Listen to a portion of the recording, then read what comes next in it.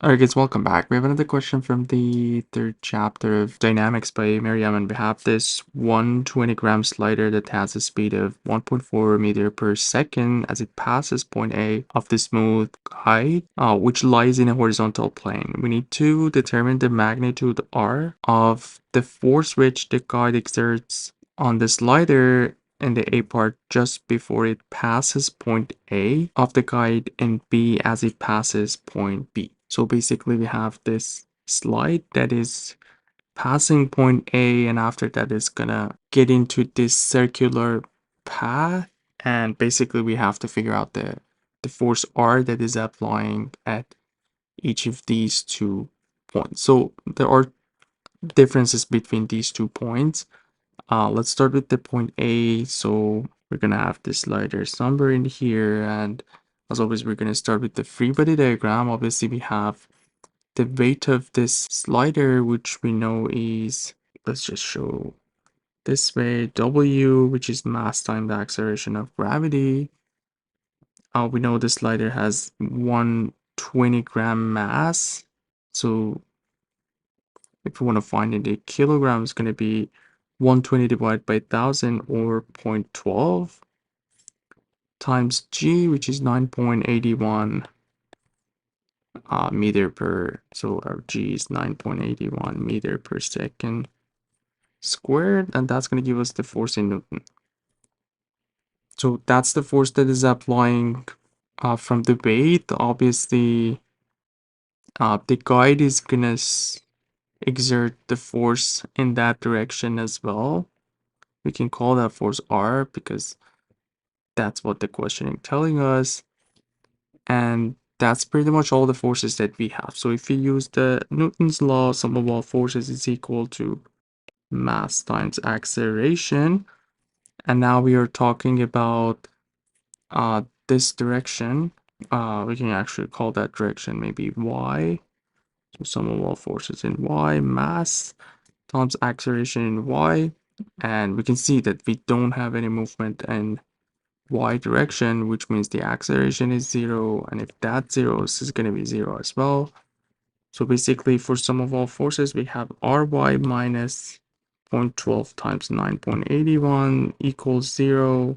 And for the A part, the ry would be basically 9.81 times 0.12, which is 1.177 newtons. So I'm going to color code when we go to this point for the B part.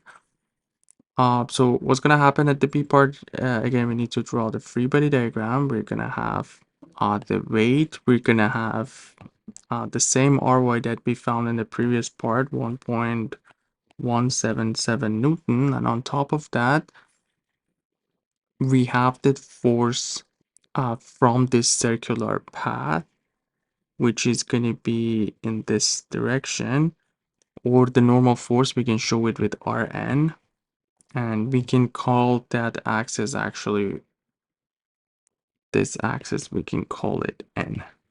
So we call the other one Y.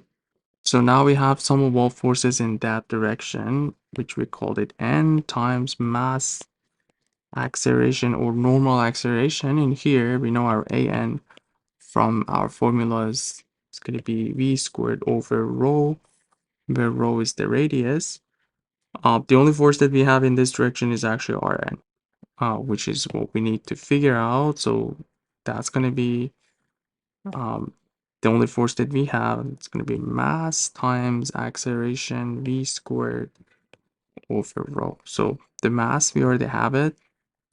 As we talked about, it's going to be 0.12 kilogram, and the V, or the velocity here, would be what we have in here, 1.4, which is kind of like the tangent velocity here.